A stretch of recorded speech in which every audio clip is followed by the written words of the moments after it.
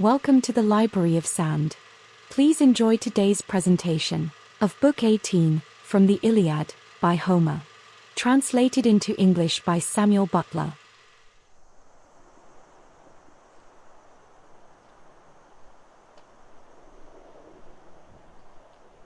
Thus then did they fight as it were a flaming fire. Meanwhile the fleet runner Antilochus, who had been sent as messenger, reached Achilles, and found him sitting by his tall ships and boding that which was indeed too surely true. Alas, said he to himself in the heaviness of his heart, why are the Achaeans again scouring the plain and flocking towards the ships? Heaven grant the gods be not now bringing that sorrow upon me of which my mother Thetis spoke, saying that while I was yet alive the bravest of the Myrmidons should fall before the Trojans, and see the light of the sun no longer. I fear the brave son of Menoetius has fallen through his own daring, and yet I bade him return to the ships as soon as he had driven back those that were bringing fire against them, and not join battle with Hector. As he was thus pondering, the son of Nestor came up to him and told his sad tale, weeping bitterly the while. Alas, he cried, son of noble Peleus, I bring you bad tidings, would indeed that they were untrue. Patroclus has fallen, and a fight is raging about his naked body, for Hector holds his armor. A dark cloud of grief fell upon Achilles as he listened. He filled both hands with dust from off the ground, and poured it over his head, disfiguring his comely face, and letting the refuse settle over his shoat so fair and new. He flung himself down all huge and hugely at full length, and tore his hair with his hands. The bondswomen whom Achilles and Patroclus had taken captive screamed aloud for grief, beating their breasts, and with their limbs failing them for sorrow. Antilochus bent over him the while, weeping and holding both his hands as he lay groaning, for he feared that he might plunge a knife into his own throat. Then Achilles gave a loud cry, and his mother heard him as she was sitting in the depths of the sea by the old man her father, whereon she screamed, and all the goddesses daughters of Nereus that dwelt at the bottom of the sea, came gathering round her. There were Glauce, Talia and Cymodos, Nisaea, Spio, Tho and dark-eyed Hale, Cymotho, Actia and Limnoria, Melite, Iara, Amphitho and Agave, Doto and Proto, Pharusa and Dynamene, Dexamene, Amphinome and Calianera, Doris, Panope, and the famous sea-nymph Galate, Nemetes, Apsudes and Calianassa. There were also Clymene, Ionara and Ionassa, Mera, Orithuia and Amathea of the lovely locks, with other Nereids who dwell in the depths of the sea. The crystal cave was filled with their multitude, and they all beat their breasts while Thetis led them in their lament. Listen, she cried, sisters, daughters of Nereus, that you may hear the burden of my sorrows. Alas, woe is me, woe in that I have borne the most glorious of offspring. I bore him fair and strong, hero among heroes, and he shot up as a sapling. I tended him as a plant in a goodly garden, and sent him with his ships to Iliad to fight the Trojans, but never shall I welcome him back to the house of Peleus. So long as he lives to look upon the light of the sun he is in heaviness, and though I go to him I cannot help him. Nevertheless I will go, that I may see my dear son and learn what sorrow has befallen him, though he is still holding aloof from battle. She left the cave as she spoke, while the others followed weeping after, and the waves opened a path before them. When they reached the rich plain of Troy, they came up out of the sea in a long line onto the sands, at the place where the ships of the Myrmidons were drawn up in close order round the tents of Achilles. His mother went up to him as he lay groaning. She laid her hand upon his head and spoke piteously, saying, My son, why are you thus weeping? What sorrow has now befallen you? Tell me, hide it not from me. Surely Jove has granted you the prayer you made him, when you lifted up your hands and besought him that the Achaeans might all of them be pent up at their ships, and rue it bitterly in that you were no longer with them. Achilles groaned and answered, Mother, Olympian Jove has indeed vouchsafed me the fulfillment of my prayer, but what boots it to me, seeing that my dear comrade Patroclus has fallen, he whom I valued more than all others, and loved as dearly as my own life? I have lost him. I, and Hector when he had killed him stripped the wondrous armor, so glorious to behold, which the gods gave to Peleus when they laid you in the couch of a mortal man. Would that you were still dwelling among the immortal sea nymphs, and that Peleus had taken to himself some mortal bride. For now you shall have grief infinite by reason of the death of that son whom you can never welcome home. Nay, I will not live nor go about among mankind unless Hector fall by my spear, and thus pay me for having slain Patroclus son of Menoetius. Thetis wept and answered, Then, my son, is your end near at hand, for your own death awaits you full soon after that of Hector. Then said Achilles in his great grief, I would die here and now, in that I could not save my comrade. He has fallen far from home, and in his hour of need my hand was not there to help him. What is there for me? Return to my own land I shall not, and I have brought no saving neither to Patroclus nor to my other comrades of whom so many have been slain by mighty Hector. I stay here by my ships a bootless burden upon the earth, I, who in fight have no peer among the Achaeans, though in council there are better than I. Therefore, perish strife both from among gods and men, and anger, wherein even a righteous man will harden his heart, which rises up in the soul of a man like smoke, and the taste thereof is sweeter than drops of honey. Even so has Agamemnon angered me. And yet, so be it, for it is over. I will force my soul into subjection as I needs must. I will go.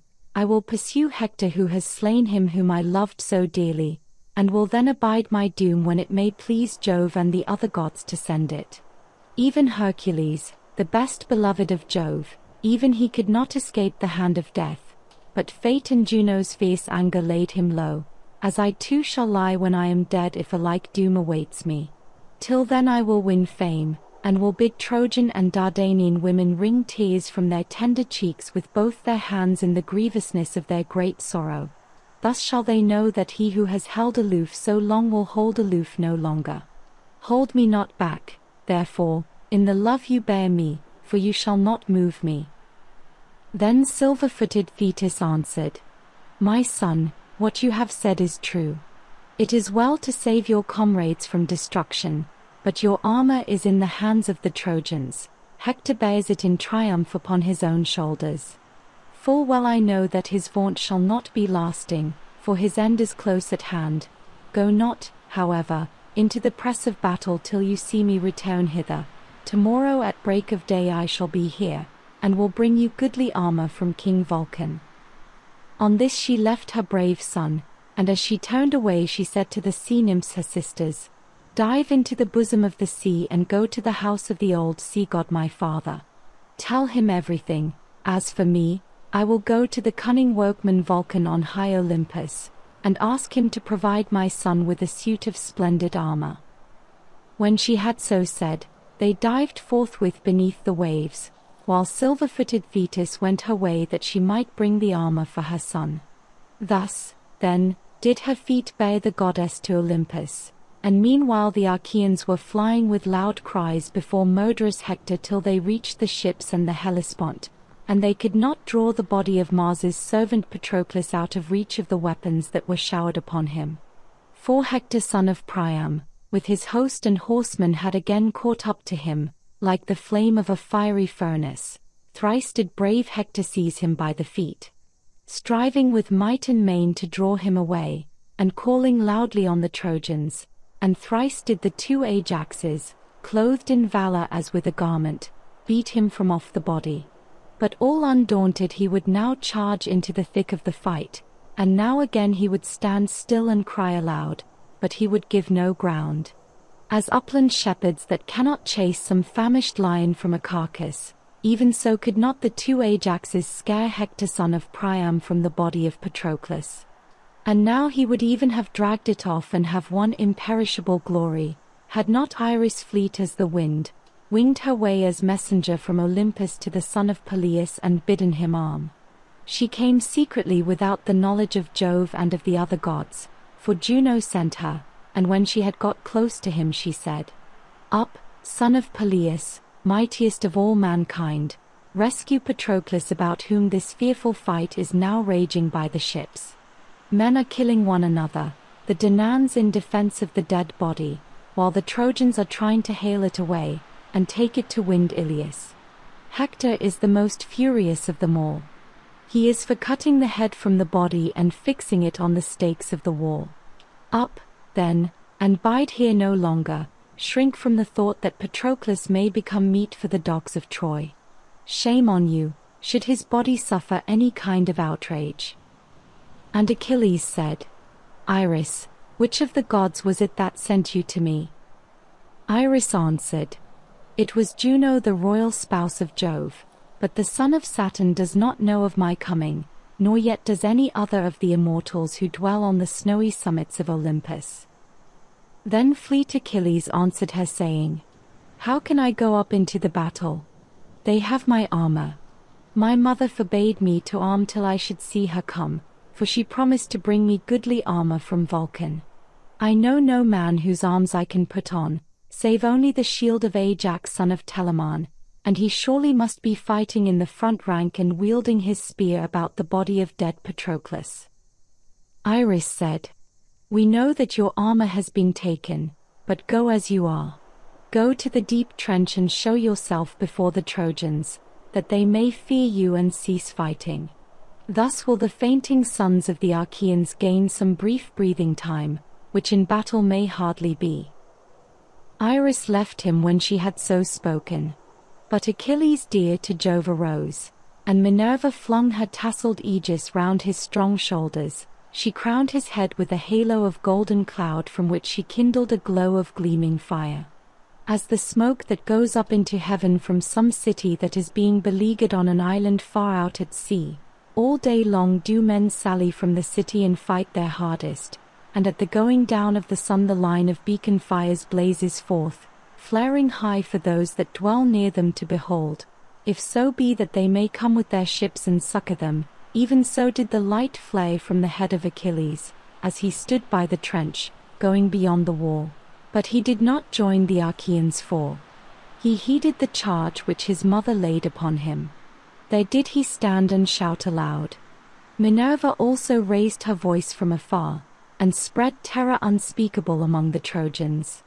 Ringing as the note of a trumpet that sounds alarm then the foe is at the gates of a city, even so brazen was the voice of the son of Aeacus, and when the Trojans heard its clarion tones they were dismayed. The horses turned back with their chariots for they boded mischief, and their drivers were awestruck by the steady flame which the grey-eyed goddess had kindled above the head of the great son of Peleus. Thrice did Achilles raise his loud cry as he stood by the trench, and thrice were the Trojans and their brave allies thrown into confusion, whereon 12 of their noblest champions fell beneath the wheels of their chariots and perished by their own spears. The Achaeans to their great joy then drew Patroclus out of reach of the weapons, and laid him on a litter. His comrades stood mourning round him, and among them fleet Achilles who wept bitterly as he saw his true comrade lying dead upon his bier.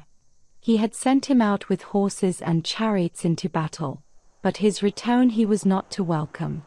Then Juno sent the busy sun, loath though he was, into the waters of Oceanus.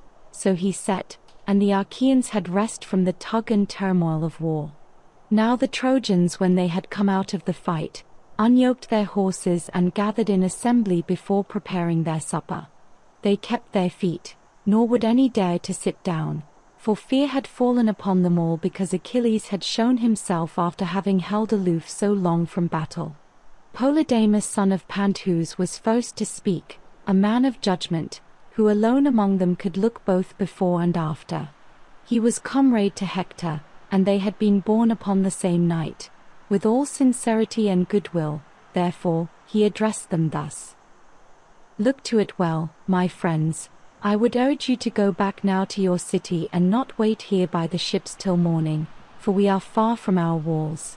So long as this man was at enmity with Agamemnon the Achaeans were easier to deal with, and I would have gladly camped by the ships in the hope of taking them. But now I go in great fear of the fleet son of Peleus. He is so daring that he will never bide here on the plain whereon the Trojans and Achaeans fight with equal valor, but he will try to storm our city and carry off our women. Do then as I say, and let us retreat. For this is what will happen. The darkness of night will for a time stay the son of Peleus, but if he find us here in the morning when he sallies forth in full armor, we shall have knowledge of him in good earnest. Glad indeed will he be who can escape and get back to Ilias, and many a Trojan will become meat for dogs and vultures. May I never live to hear it. If we do as I say, little though we may like it, we shall have strength in council during the night, and the great gates with the doors that close them will protect the city. At dawn we can arm and take our stand on the walls. He will then rue it if he sallies from the ships to fight us. He will go back when he has given his horses their fill of being driven all with us under our walls, and will be in no mind to try and force his way into the city. Neither will he ever sack it, dogs shall devour him ere he do so. Hector looked fiercely at him and answered, Polydamas, your words are not to my liking in that you bid us go back and be pent within the city. Have you not had enough of being cooped up behind walls?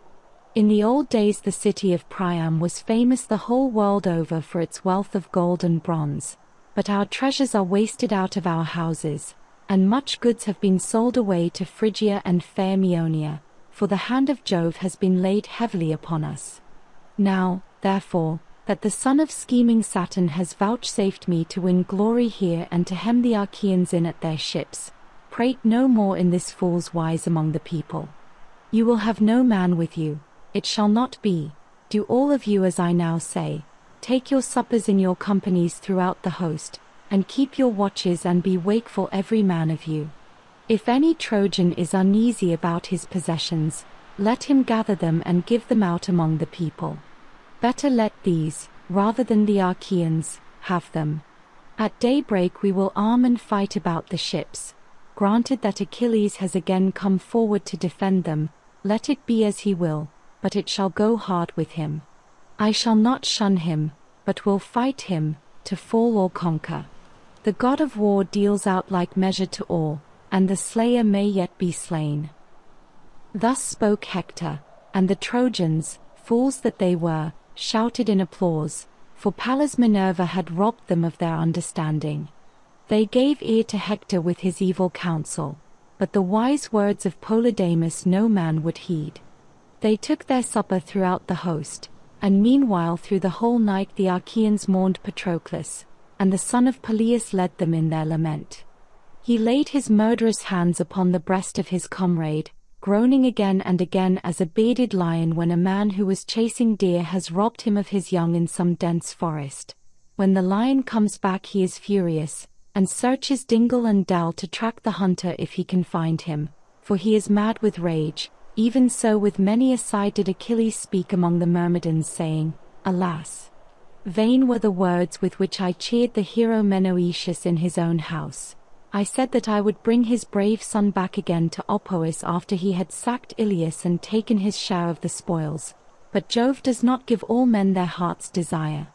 The same soil shall be reddened here at Troy by the blood of us both, for I too shall never be welcomed home by the old knight Peleus, nor by my mother Thetis, but even in this place shall the earth cover me.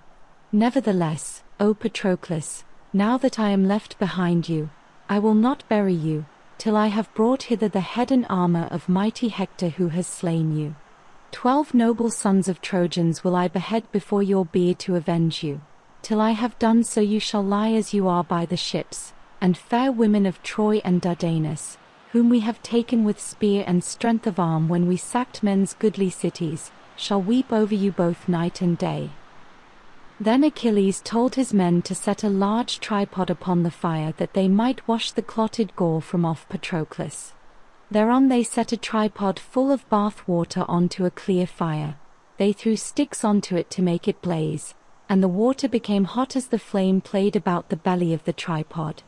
When the water in the cauldron was boiling they washed the body, anointed it with oil, and closed its wounds with ointment that had been kept 9 years. Then they laid it on a bier and covered it with a linen cloth from head to foot, and over this they laid a fair white robe. Thus all night long did the Myrmidons gather round Achilles to mourn Patroclus. Then Jove said to Juno his sister wife, "So, Queen Juno, you have gained your end, and have roused fleet Achilles. One would think that the Achaeans were of your own flesh and blood." And Juno answered, "Dread son of Saturn, why should you say this thing? May not a man, though he be only mortal and knows less than we do what he can for another person? And shall not I, foremost of all goddesses both by descent and as wife to you who reign in heaven, devise evil for the Trojans if I am angry with them?" Thus did they converse. Meanwhile Thetis came to the house of Vulcan, imperishable, star-bespangled, fairest of the abodes in heaven, a house of bronze wrought by the lame god's own hands. She found him busy with his bellows, sweating and hard at work, for he was making 20 tripods that were to stand by the wall of his house, and he set wheels of gold under them all that they might go of their own selves to the assemblies of the gods, and come back again, marvels indeed to see. They were finished all but the ears of cunning workmanship which yet remained to be fixed to them. These he was now fixing, and he was hammering at the rivets. While he was thus at work, silver-footed Thetis came to the house. Charis, of graceful headdress, wife to the far-famed lame god, came towards her as soon as she saw her, and took her hand in her own, saying, "Why have you come to our house, Thetis, honored and ever welcome, for you do not visit us often? Come inside and let me set refreshment before you." The goddess led the way as she spoke, and bade Thetis sit on a richly decorated seat inlaid with silver. There was a footstool also under her feet. Then she called Vulcan and said, "Vulcan, come here, Thetis wants you." And the far-famed lame god answered, "Then it is indeed an august and honored goddess who has come here. She it was that took care of me when I was suffering from the heavy fall which I had through my cruel mother's anger, for she would have got rid of me because I was lame. It would have gone hardly with me had not Eurynome, daughter of the ever-encircling waters of Oceanus, and Thetis, taken me to their bosom. 9 years did I stay with them, and many beautiful works in bronze, brooches, spiral armlets, cups, and chains, did I make for them in their cave, with the roaring waters of Oceanus foaming as they rushed ever past it. And no one knew, neither of gods nor men, save only Thetis and Eurynome who took care of me. If, then, Thetis has come to my house, I must make her due requital for having saved me.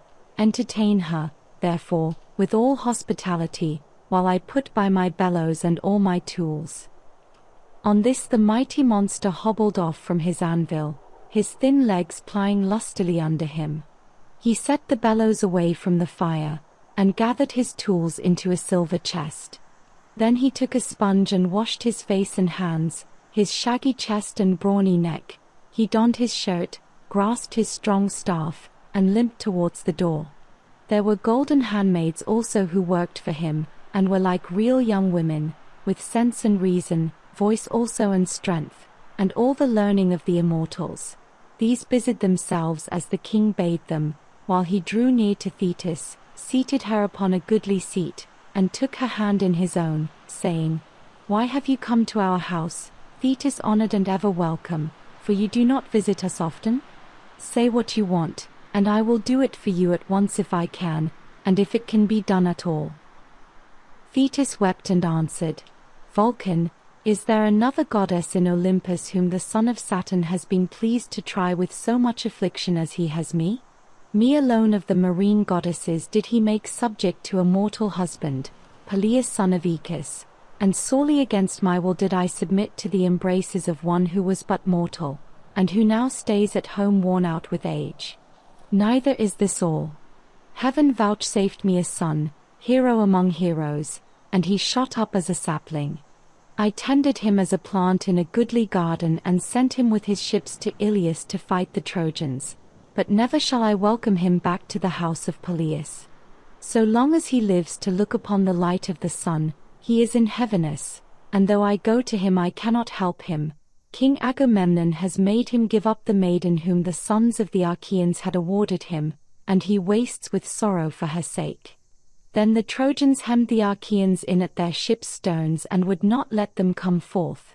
The elders, therefore, of the Argives besought Achilles and offered him great treasure, whereon he refused to bring deliverance to them himself, but put his own armor on Patroclus and sent him into the fight with much people after him.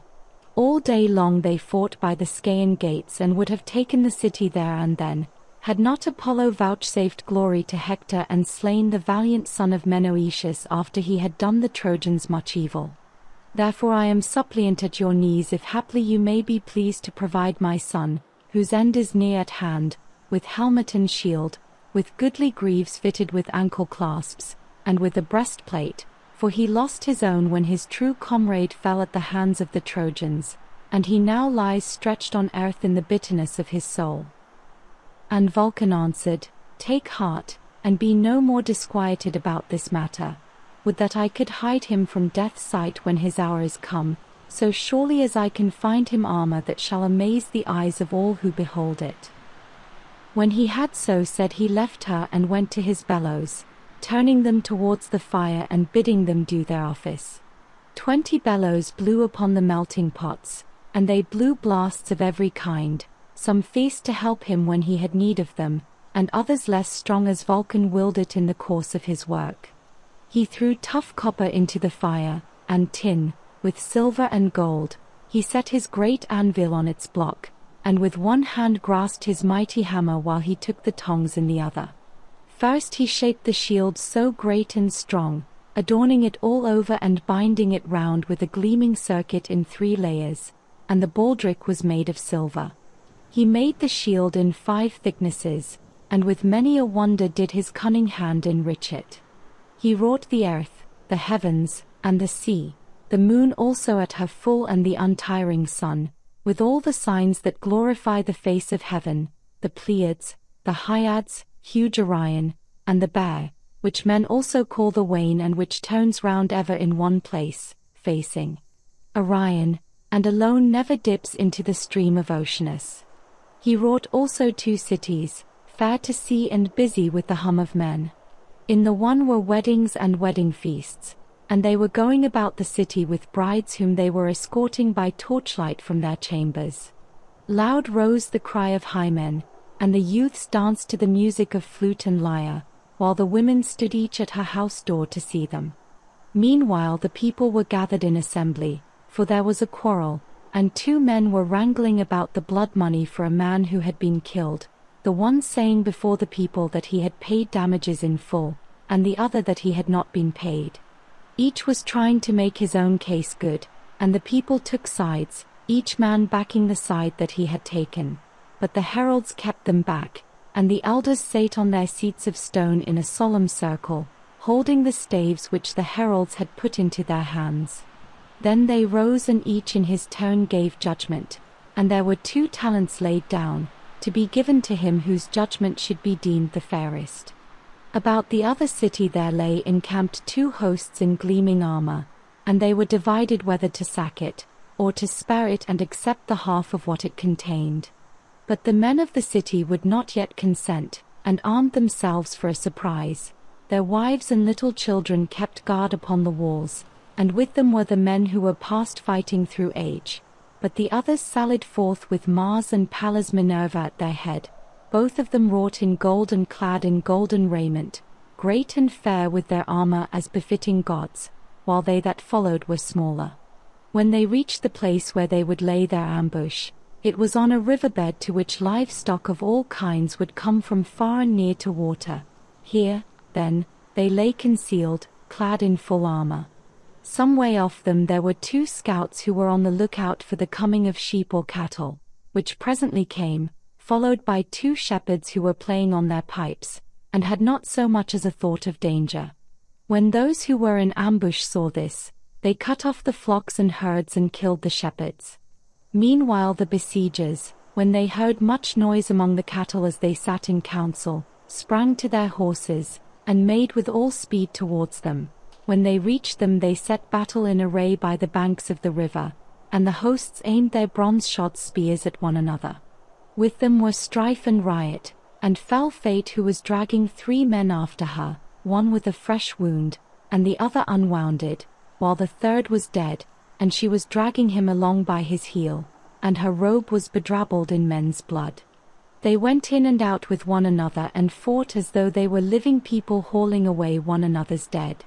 He wrought also a fair fallow field, large and thrice ploughed already. Many men were working at the plough within it, turning their oxen to and fro, furrow after furrow. Each time that they turned on reaching the headland, a man would come up to them and give them a cup of wine, and they would go back to their furrows looking forward to the time when they should again reach the headland. The part that they had ploughed was dark behind them, so that the field, though it was of gold, still looked as if it were being ploughed, very curious to behold. He wrought also a field of harvest corn, and the reapers were reaping with sharp sickles in their hands.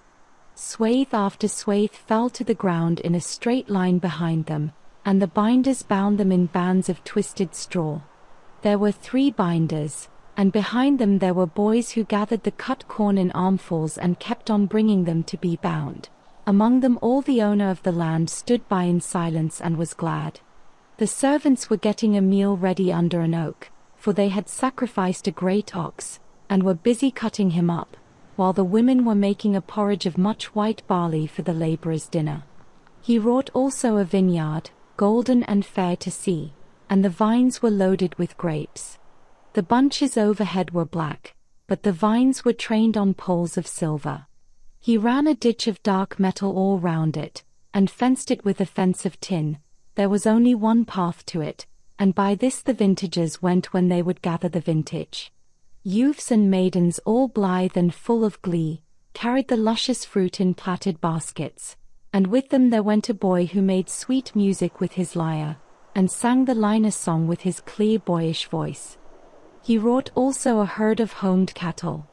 He made the cows of gold and tin, and they lowed as they came full speed out of the yards to go and feed among the waving reeds that grow by the banks of the river.